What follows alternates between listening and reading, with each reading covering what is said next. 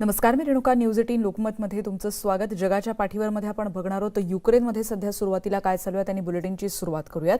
युद्धग्रस्त युक्रेनला अजूनही मदतीची गरज आहे आणि त्यामुळे युक्रेनच्या संसदेतील महिला खासदारांच्या शिष्टमंडळानं अमेरिकेची वारी केली. कॅपिटल हिलमध्ये त्यांनी अमेरिकेतल्या खासदारांची भेट घेतली. रशियाविरुद्धच्या लढ्यामध्ये लष्करी उपकरणं, त्याचबरोबर रशियाविरुद्ध कठोर निर्बंध आणि रशियन आक्रमण रोखण्यासाठी अधिक आर्थिक मदतीची आवश्यकता युक्रेनला भासतेय. अध्यक्ष जो बायडन आणि युक्रेनचे अध्यक्ष व्लोदिमीर जेलेन्स्की यांच्या बुधवारी 55 मिनिटांच्या झालेल्या संवादात युक्रेनसाठी अतिरिक्त $500 दशलक्ष मदत करण्यात आली आहे. युक्रेनचा नायनाट करणं आणि युक्रेनच्या नागरिकांना संपवणं हाच व्लादिमीर पुतीन यांचा उद्देश आहे, अशी व्यथा खासदार येवेनिया क्रावचुक यांनी मांडली. मारिउपोलचे नागरिक रशियाचे ओलीस आहेत आणि सततच्या गोळीबाराला त्यांना सामोरं जावं लागतंय. त्यांच्याकडे अन्न पाणी नाही, अशी व्यथा यावेळी दुसऱ्या नेत्या अनास्तिसिया रेडिना यांनी मांडली.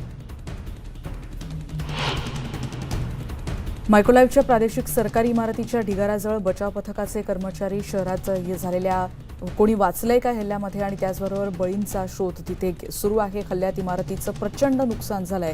किमान 15 जणांचा मृत्यू झाल्याची माहिती कळते. 40 जण जखमी झालेत. इमारत आणि कागदपत्रांची आम्हाला परवा नाही, पण नागरिकांचा यात बळी जातो याचं दुःख वाटतं, असं मायकोलाइवचे प्रमुख अधिकारी किम विटाली यांनी पत्रकार परिषदेत बोलताना म्हटलंय. इथे तयार होणाऱ्या वस्तू खरेदी करण्याचं आवाहन त्यांनी परदेशी कंपन्यांना केलं, जेणेकरून या आपत्तीतून बाहेर पडायला काहीशी मदत होऊ शकेल, अशी व्यथा त्यांनी मांडली.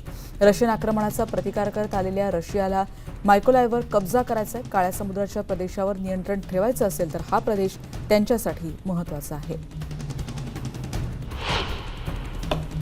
संयुक्त राष्ट्रांच्या अन्न आणि कृषीविषयक एजन्सीच्या अमेरिकेतल्या राजदूतांनी बुधवारी युक्रेन सीमेजवळच्या वर्ल्ड फूड प्रोग्राम अंतर्गत येत असलेल्या एका मोठ्या गोदामाला भेट दिली.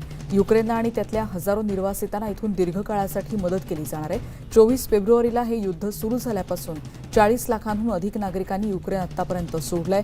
दुसऱ्या महायुद्धानंतर निर्वासितांचं युरोपवर ओढवलेलं हे सर्वात मोठं संकट आहे, असं संयुक्त राष्ट्रांनी म्हटलंय. हे संकट रशियाचे अध्यक्ष व्लादिमीर पुतीन यांच्यामुळे ओढवलंय. पुतीन हे हल्ले आत्ताही थांबवू शकतात, असं मत या राजदूत सिंडी मॅककेन यांनी व्यक्त केलंय.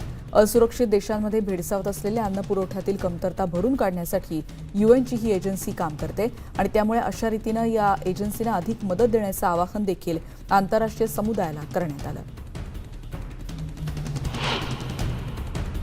अमेरिकेतले खासदार युक्रेनला आर्थिक मदत करण्यासाठी राष्ट्राध्यक्ष जो बायडन प्रशासनावर दबाव आणताना दिसतात. रशियन नेतृत्वावरच्या निर्बंधांना समर्थन देणं म्हणजे जे आर्थिक निर्बंध आहेत ते आणखी दीर्घकाळासाठी कायम ठेवणं आणि अमेरिकेनं रशियन तेल आयातीवर बंदी घालणं, पुतीन यांची युद्ध गुन्ह्यांसाठी चौकशी केली जावी असं घोषित करणं, या गोष्टींसाठी खासदार दबाव वाढवताना दिसतात.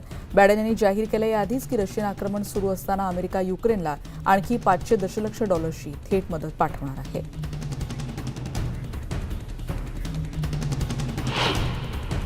आणि यानंतर एक ब्रेक घेऊन पुन्हा भेटूयात. पहा फक्त न्यूज 18 लोकमत.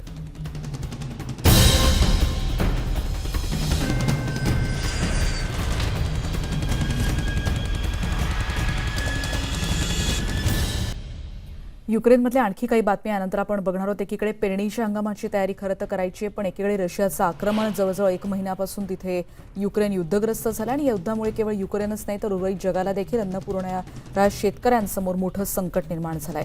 यावर्षी आपल्या देशात युद्ध सुरू आहे, त्यामुळे हिवाळ्यातील गहू आता पेरण्याचा प्रयत्न करतोय, जेणेकरून नागरिकांना काहीतरी खायला घालू शकतो, अशी भावना स्थानिक शेतकऱ्यांनी व्यक्त केली.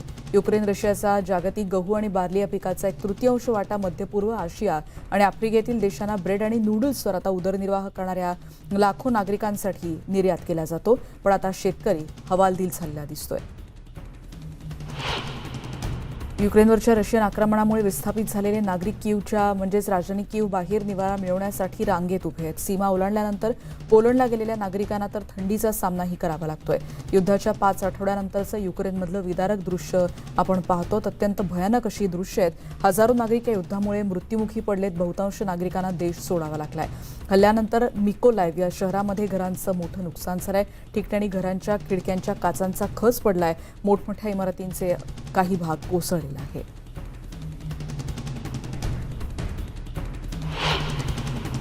या बातम्यांचा आढावा घेतल्यानंतर या बुलेटिनमध्ये आता आपण इथेच थांबतो. येणाऱ्या बुलेटिनमध्ये भेटत राहूयात सगळ्या बातम्यांच्या अपडेट्ससह. फेसबुक, ट्विटर आणि त्याचबरोबर यूट्यूबवर देखील आम्हाला सबस्क्राईब करा. यूट्यूबवर तुम्हाला सगळ्या बातम्यांचे व्हिडिओ पाहता येतील. स्वतःची काळजी घ्या. कोरोना प्रतिबंधक नियमांचं पालन करा. पहा फक्त न्यूज 18 लोकमत.